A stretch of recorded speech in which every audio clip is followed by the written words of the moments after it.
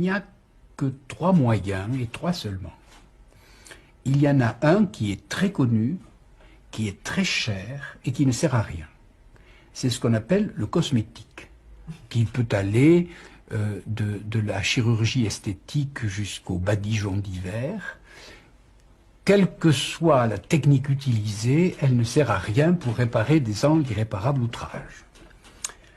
La deuxième technique est déjà un peu moins chère, un peu moins connue, et elle est peu utilisée, c'est de faire des exercices, c'est-à-dire de se lever de bon matin, d'aller marcher 2 heures par jour, de vivre au grand air, et ainsi de suite, c'est-à-dire de faire des exercices. Déjà, ce moyen-là demande une morale.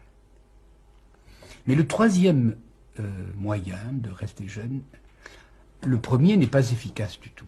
Le second est un peu efficace, car on voit en effet des vieillards verts qui ont encore bon pied bon oeil et qui savent marcher ou escalader les parois. Le troisième moyen est absolument gratuit et totalement inconnu. Et jamais je n'ai rencontré un médecin qui le conseille à ses patients. C'est tous les jours lire un texte un peu difficile. Et tous les jours écouter un raisonnement un peu difficile. Et tous les jours faire un effort intellectuel. Parce que la vieillesse, c'est toujours le gâtisme. Et donc, je m'adresse maintenant aux téléspectateurs. Si depuis 30 ans, vous regardez à la télévision les téléfilms que l'Amérique nous envoie pour s'assurer de la débilité profonde de toute l'humanité, vous êtes en état de vieillissement foudroyant.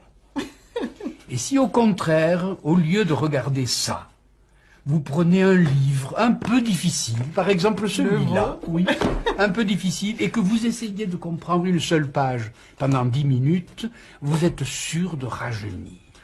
Et ça, c'est parfaitement gratuit, c'est parfaitement inconnu, mais c'est parfaitement efficace.